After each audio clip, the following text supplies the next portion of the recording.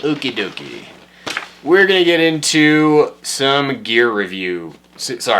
Review stuff now. Yeah, review stuff. Kind of like Transworld put up a review of the Yes Greats on Ink yesterday, and I had to literally leave a comment on their Facebook going, "Where's the fucking review?"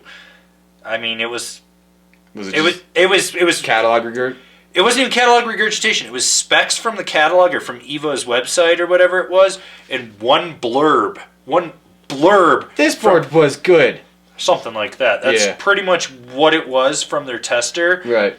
And then nothing. There was literally, it was pointless. But yeah, so before we get into good wood, we're going to do the blackboard experiment, which has Pat Moore. And it was done down at Aspen, which, I mean, it was a bad year in Colorado, so the parks were good. Yeah, parks were good. And Pat Moore knows how to ride park, but... He does. But he's also Pat Moore. Yeah. So, I don't know. And for all you mountain bike fans out there, that's like having Aaron Gwynn randomly test mountain bikes. And that's kind of the issue with Blackboard. We're going to get straight into this. Having super pros test snowboards doesn't help consumers really. Because they're not going to be riding at the same level. They don't have the same precision. They don't have the same edge control. They don't have the same power. They don't have the same understanding of the board underneath them. And most pros out there can't differentiate between what they like and what might be good for somebody that's 16 levels below them. I'll say this, I've got a lot of friends that are semi-pro, pro, and they've had to have boards built for them. Like Dylan Thomas, classic example. The Gypsaw HD exists because of Dylan Thomas from Rosnell, but his response was, "I need something beefier than a Gypsaw." That was it. And then they made it. Yeah. And then they made a few different versions of it, and you'd be like, it's too soft, it's too stiff, it's just right. That would be it. That's about the influence you give, is this is too stiff. Yeah, I mean, that's it. It's not a hypercritical thing where they get into the whole technology of being like, well, the board's flexing like this because it has a carbon fiber X or a V or a C or a whatever that they put into it. Yeah. And it's not to fault them. There's just people that are great riders regardless of what they are on. Yeah, don't take any of this to say that we don't respect Pat Moore for him as a snowboarder. He's an absolutely fucking phenomenal snowboarder. Right. Or one of my favorite snowboarders. He's fucking epic. He's one of those top tier riders that crushes everything. Actually everything. In front of him. He's on that Travis Rice, Kevin Jones... those guys that weren't just limited to one style of riding. They could go ride backcountry, half pipe, quarter pipe, big jump, slope style. Those guys... Street. Yeah. Those guys that were just able to be like, fuck it, I'm going to go ride it, and that's what I'm going to do. And that's the thing. I mean, not exactly the type of person that I would be like, oh, well, he said this, and I'm going to go buy it. I'd be like, okay, well... He usually hits 100-foot gap jumps of death, and I'm over here with a 20-foot jump. Then it's scaring the piss out of you. Yeah. Big difference there. Yeah, exactly. Mm-hmm. So, and I thought it was funny that for this magazine, he only rode 4 boards, and last year they had 9. 9, yeah. And the year before that they had 9. So is that, it's either companies don't want to do it, or it's a pay-to-play scenario, and companies don't want to do it, or they're just proving that the magazines really just don't give a fuck anymore. Yeah, I mean, honestly, kind of what I'm thinking, based on how this has all gone in the past from stuff that has come out, I agreed when it was Sage and when it was Scotty before, I agreed with maybe 30% of what they said on their stuff. Maybe. And, a perfect example for that, for this year, for me, was the fact that he gave the Assassin Pro, the Solomon Assassin Pro, which is supposed to be a beefed-up Assassin, which is already an all-mountain, do-everything board. It's a powder freestyle board. It's a powder freestyle board. So he gave a beefed-up version of that, best jib board. Not one person is ever going to come into my shop and say, I'm looking for something to hit rails with, and I'm going to set them up on an Assassin Pro. No. Never going to put anybody on an Assassin Pro that says, I want a jib deck. That's kind of the perfect, for me, out of all of this, that's kind of the perfect example to say, great rider, not a great reviewer. Right. Like, he can't separate what's good for him to what's good for a consumer. And 4 boards really makes it sound like that no brand, like all the other brands, are starting to realize that, like, they're not getting anywhere close to what we're marketing these boards at. Why would we keep trying to get, why would we try to get marketing for a board when the marketing's way off of what we're saying? Right. Well, and here's something. So I'm looking at the Peacemaker, the Never Summer Peacemaker, and this is what he says for jib. For me, it felt a little loose on the rails. I swear there's some roll to the base. I am not used to this type of shape. Those boards are flat. Like, edge to edge, they're flat. I mean, the camber profile. What he's not used to is that camber profile. Right. That RC tech with the Vario. He's not used to that.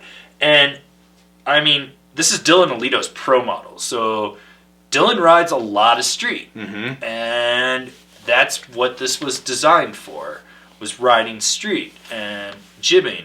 So, you know, I'm pretty sure Dylan also only weighs like $135 soaking wet. Yeah, he's a small dude. He's a small dude. I'm pretty sure Pat Moore is probably way more muscular and beefy than him. Yeah. But it was just the fact that he's saying that it has roll on it, and I was like, you would know if it had roll on it, and that's technology Never Summer just does not have. No, I mean, granted, it's also Never Summer. It could have a little bit of roll to it because a lot of tune dudes call those things Never Flats, but still, not enough that he'd feel it. Maybe it could have been twisted being pulled out of the mold if they rushed it to be black. Well, just if they had the bottom, the bottom plate hotter than the top plate, and too much of a differential, or they were in a rush and sprayed it down. This is all things I've done at Signal, so I know this works and does this things. If you're in too much of a rush and you go outside and spray it down and spray down the top before the bottom, then you get convex bases. Micro, maybe a millimeter at most, but it's there. Like that was actually one thing that we dealt with when we were making the boards for Chaz, was having to make them fast enough, and then he was getting them base high.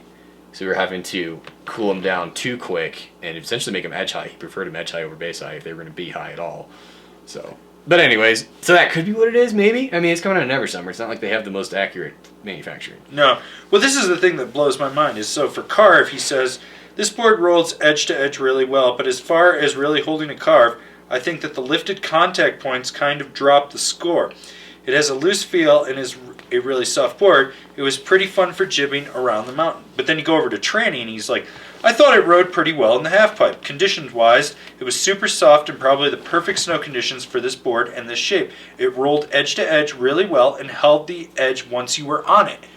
So when you're carving, you can't hold an edge. But in the half pipe, it holds an edge. Where edge control is the most important is half pipe. And Pat grew up on the East Coast, and edge control is so paramount to fundamentals in snowboarding, especially on the East Coast, and especially riding half pipe. Marcus and I grew up riding stunt ditch together, and my level of edge control compared to Marcus's is not on that. And Marcus used to compete against Pat, so it's such a contradictory thing. It's like it's like say something, blah, blah, blah, blah, and that's. I mean, I wouldn't ride a Never Summer with that camber profile in the half pipe. I'd want traditional camber, or at least a flat. Something. I do think it's funny that Burton submitted the deep thinker. That one. And that's kind of the weird thing is most of the Burton team that's riding deep thinker, free thinker, I found out Red the same thing. Red rides deep thinker in park. And so does Danny. Yeah. So it sort of doesn't surprise me that Burton sent Pat Moore a deep thinker for riding park, because that's what most of their team that is riding one of those boards is riding instead of free thinker. But again, this isn't for Pat. He has a pro model. This is for consumers. This test is supposed to be for consumers so they want to buy something, right? So then at that point, why are you sending deep thinker to try to convince somebody to buy that when all of your marketing behind that board is outside of that is POW and All Mountain? Yeah. And then you're going to send it to Blackboard Experiment, which is only going to be ridden in park. Yeah. That doesn't make any sense. Super weird. I can't get over Assassin Pro as a jib board. I've jibbed on the Assassin Pro, and it's supposed to be a little softer this year, but it's still an all-mountain board. Yeah, it's not jib. No. I might, but that's because I like beefy jib decks. I'll jib on it if I'm in the park, like if I'm coming through and also if I'm walking up to the Solomon tent with the intention of going to hit a bunch of rails, I'm not grabbing an Assassin Pro. I'm gonna grab a Sleepwalker or a Huck Knife or a Villain. Not a Villain. I hate the psycho on the Villain, but yeah, like, I'm gonna grab something else. I'm not gonna grab an Assassin Pro. Like, that's not what I'm grabbing. I mean, this is what I love about his additional thoughts. It's a pretty solid jump and jib board, but the best part about this board is jibbing on it. It's nice and soft.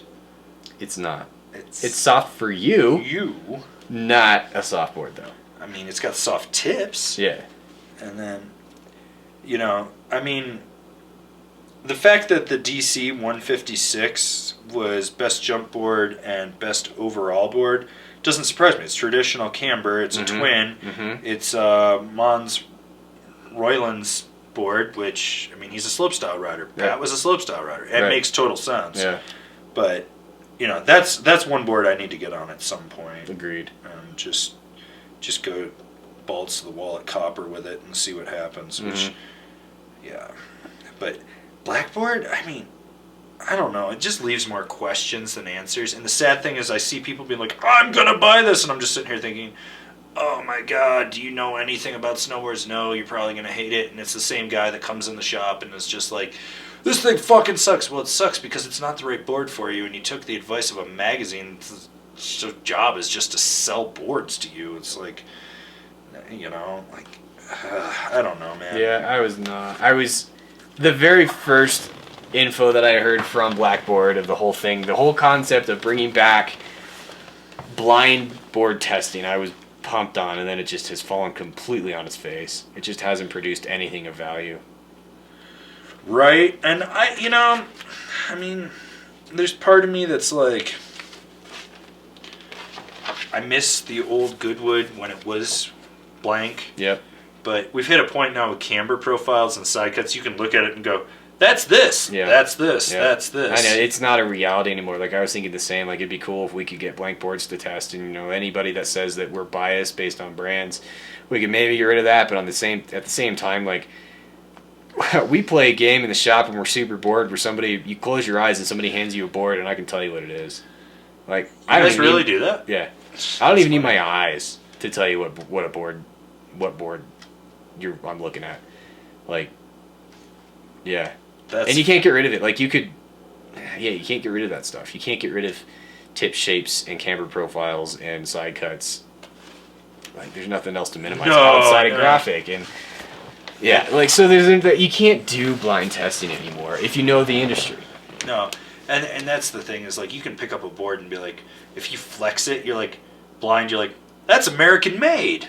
Because they have a different flex to them, different snap. Things just feel different. Yeah, like, I got my Arbor Westmark today. The first thing I did was crack that fiberglass. And it just has such a different sound than a U.S.-made board. Like, when I got my Marhart Lumberjack and I flexed that. Yeah. It's just like, it's just like a louder...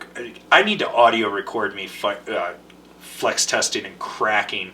Just get that audio pickup of what those sounds actually are when you flex it, because they just sound so different. Yeah. So different. But now let's get on to the good wood portion of this. Yep. This one. So one of my things I like about the good wood, and this has nothing to do with Transworld, but Ride sent in War Pigs for every category this year. They didn't even bother to send any other boards. They just sent War Pigs in a few different sizes for every category. Which I think is just fucking hilarious. Super funny. Yeah. So my biggest issue with the good wood test is some of the testers. I've had friends that I would never trust to give an opinion on any snowboard go. Like, love them. They're my friends. But they don't know their ass from a hole in the ground when it comes to a snowboard. And, 2 laps on a board and then you write down a bunch of numbers and a few sayings and that's it. Doesn't really do it for me. I mean, if you're going to do that, why don't you just hire James Beastie from the Good Ride? He'll go straight down the middle and, oh yeah, this board was stable as shit, man. I could drag my big old fat gut on the ground. It's like, that's one of my issues. I've talked to people that are reps that have also done it, and they're just like, it's such a joke. Yeah. Like, I mean, we've talked to company owners that have gotten boards back with no bindings been mounted to them, and then they win awards. Yeah. Like, it's a load of shit. It is. Yeah. It's such a load of shit.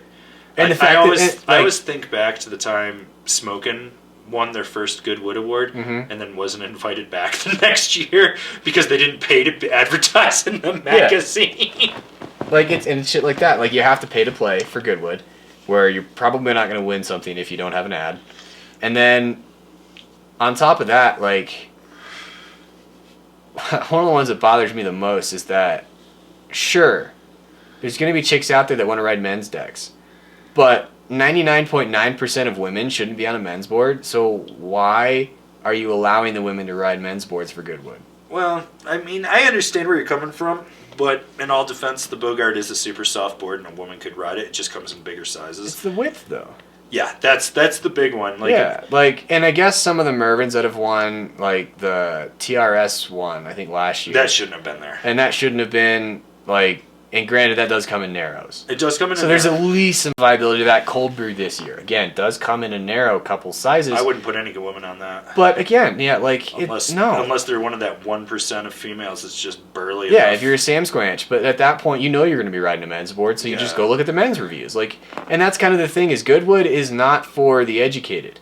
No. Like, if you're actually using Goodwood to go buy a board, you're not an educated snowboarder. Sorry, it's not a dig to anybody that values Goodwood, but that's just the truth of it. Like, you're not that educated. I wouldn't even consider you a snowboarder. You're just someone that snowboards. For the most part, yeah. So at that point, that's not the type of person that's going to be able to differentiate the value of a men's board winning a women's Goodwood. Right. So don't let your women do that. That's a disservice to the people reading it.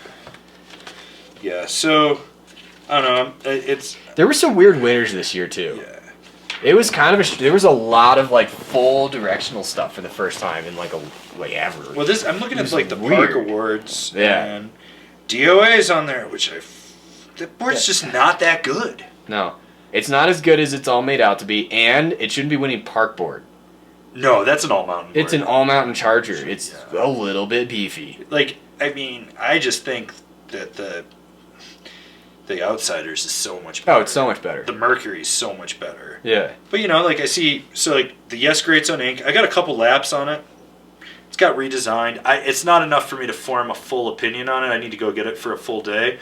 But the board, it's softer than it's been in years past, at least for me when I was riding. I was riding was it the 54 or 55, something like that? Mm-hmm. And I could just torsionally flex it. But, you know, I mean, it was good to see stuff like the Interior Plane Project, Haro's on there. Yeah, like that was actually kind of interesting to see. You know, mm-hmm. So Never Summer got 2 wins with Sims and Academy. Right? Yeah. So there's that, but you know the Box Knife is on there, which that board is fucking amazing. Yeah, and that's kind of the thing about Goodwood is they do actually a lot of times get it right. But that's more because those are the boards that those brands are trying to push that just happen to be good. Yeah, right. They definitely got it wrong enough times. But there actually has been some stuff picked by Goodwood that was actually decent stuff, but that's out of coincidence. Right. Like, out of anything. That was just out of coincidence. And this is the one that blows my mind, is for women, they chose the Never Summer Shaper Twin. I mean, yeah, it goes all the way down to a 46, but it goes all the way up to a 61. Yeah, again, like, that's a men's board. I don't care how small it goes. It's a volume shift board. So if you normally ride in a 52 in PAL because you're a small dude, then that's what you ride is the 46. 46. It's not a women's board. Right. And that's just the whole thing with this. Is like, it's just frustrating when I get people that email me or leave a comment and they're like, well, what a good wood. And I'm like, yeah. And they also bought a shitload of advertising too. Mm-hmm. Like, come on. I think the funniest was Snowboard Mag accidentally sent their media kit out for platinum picks before they went. I don't even know if they're out of business. They're back. They're not back. They're dead. They're alive. They're in purgatory. Fuck. They are. They're literally in magazine purgatory. Mm-hmm. And but yeah, they sent it out, and it was like, if you want a platinum pick, it was $7,000 or $8,000, and if you want this, and if you want to mention, and I was like, wow, you're paying for editorial at that point. Yep. Like, and I love it. People be like, we got a platinum pick, and I was like, you bought a platinum pick. Like, people can say what they want about us, but I've never been shy to bite the hand that No. feeds me. So one of my other favorite things in the whole Goodwood thing is in these issues now they're doing their tested. Oh, tested and approved? Yeah, the oh my tested and god. approved series, which this should be it. I think you want this one. The one I'm looking for with the boots. Is it that one or this one? I think it's this Is one. that one? Let me see. I went through. It might be that Maybe one. it is this one. I went through and looked at it, but yeah. Yeah, okay, it's this one. Yeah, so, there you go. Alright, so tested and approved. Number one, they've got the red fuse, and they have the Lick the Cat colorway, which that's a limited colorway. Nobody's going to be able to find that. I have some, but nobody's going to be able to find it. And then, I'm trying to look for the one I was really looking for. Is it the... It was the Rome boot, wasn't it?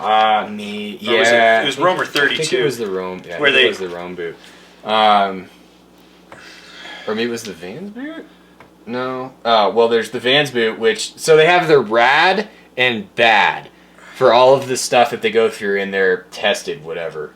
And it's ridiculous. Oh, so this one's great. So the Salmon Lo-Fi. Rad. Foot hugging comfort. So it fits. That's your good. It fits. Cool. It fits. Bad. Some felt the boot looks cheap.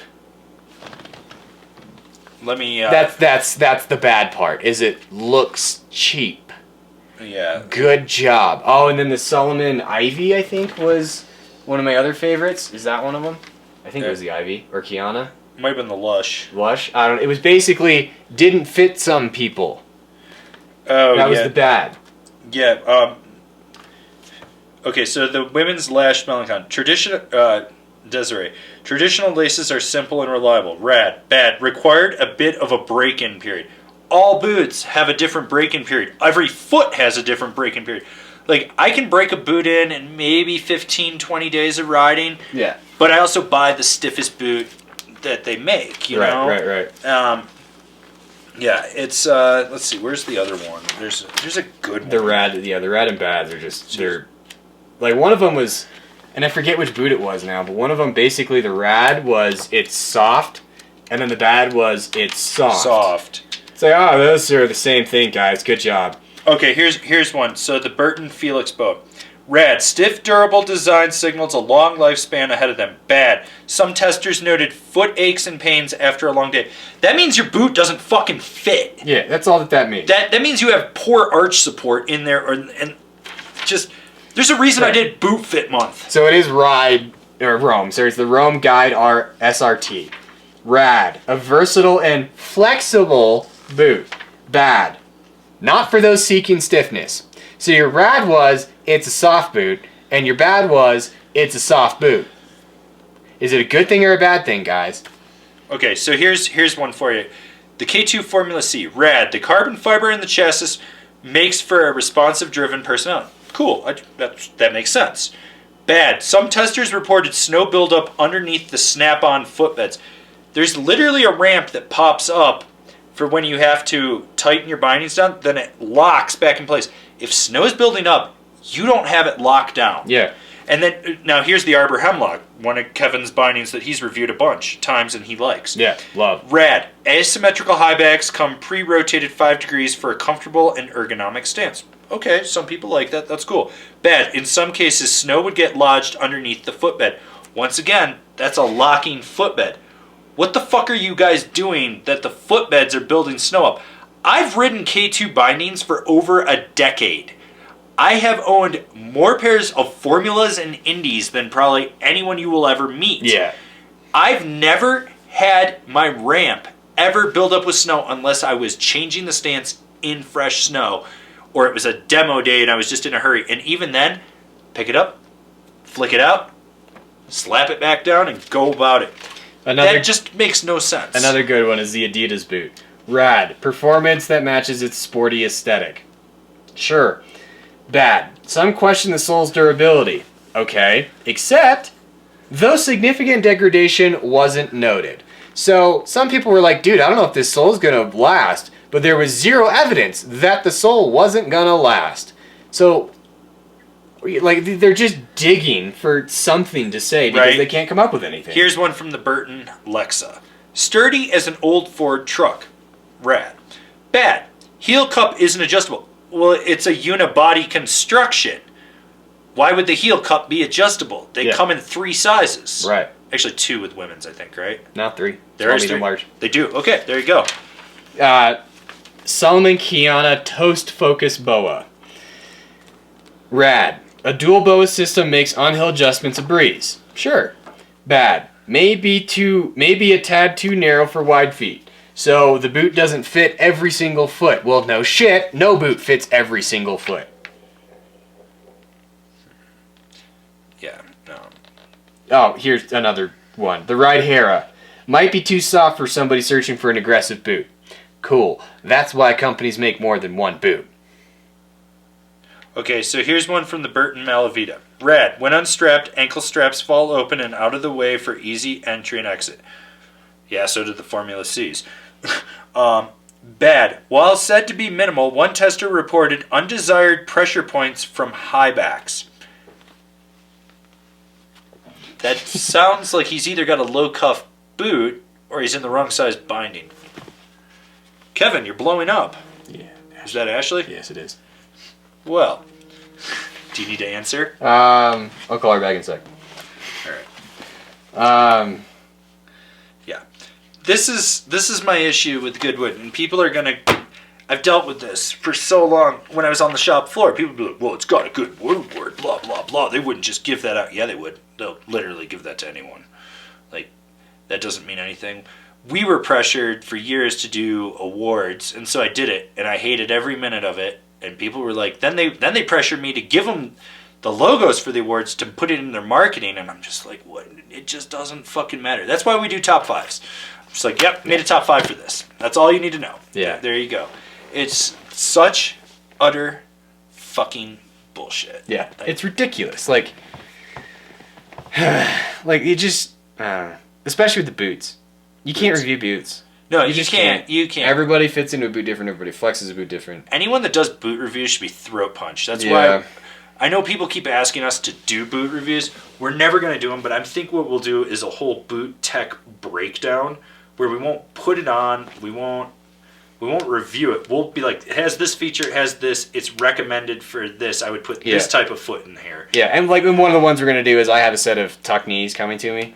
So we're probably going to go over that one because we've already talked about the ASIM story on that and how we'd like to see that move forward into more boots. Yeah. So we'll probably go over that, but again, it's not going to be a boot review of is this a good boot.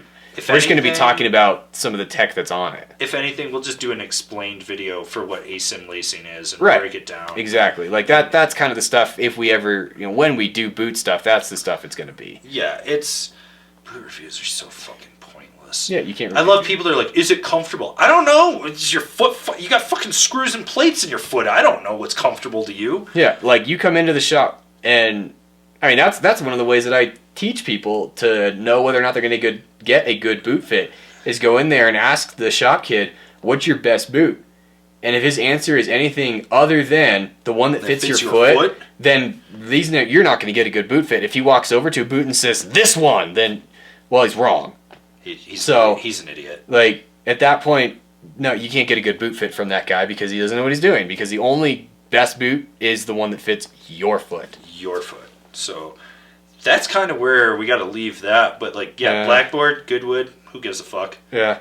Like, they don't add value to anything. There's no value in it. If anything, I think they hurt snowboarding. Yeah. And I've said this before, I think the biggest hindrance to snowboarders getting good actual advice is snowboarders. Mm-hmm. Like, that just don't know what the fuck they're talking about. My friend said, oh, that's a good one. Or, I read on the internet. The best was the guy that argued with me in the lumberyard one time. She's like, no, I read this review from the Angry Snowboarder. And Deeds, the owner, and I were just sitting there, and Deeds looked at me and goes, did you write that? And I go, nope. And I had to finally, after the guy went on this tirade for about 5 minutes, I looked at him and I was like, I own Angry Snowboarder and you're wrong, and just walked out the door.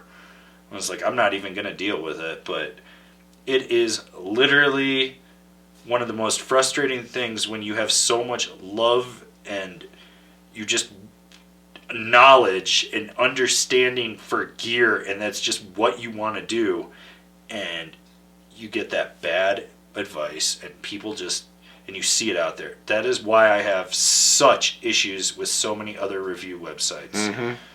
And this is why I'm just like, fuck these things. And yeah, you give somebody terrible advice, and they go out and they have a terrible time on that snowboard, and maybe they don't keep snowboarding. That's exactly Maybe they it. switch back to skiing. Like, I can tell you exactly how many times someone has told me that I gave them bad advice online. And that is because they did not answer me honestly. Right. Which is a whole other thing, and I'm going to make a whole video on that. Like, yeah. literally beginner advice on how to get good advice. Mm-hmm. So, you got anything else to add on that one? Gear reviews, I think that pretty much covers it. All right. Yeah, just the ridiculous nonsense that it is. All right. Well, we're going to dive into one final topic, maybe. I don't know. Yeah. And then we're going to call it quits on the podcast for this month. Yep.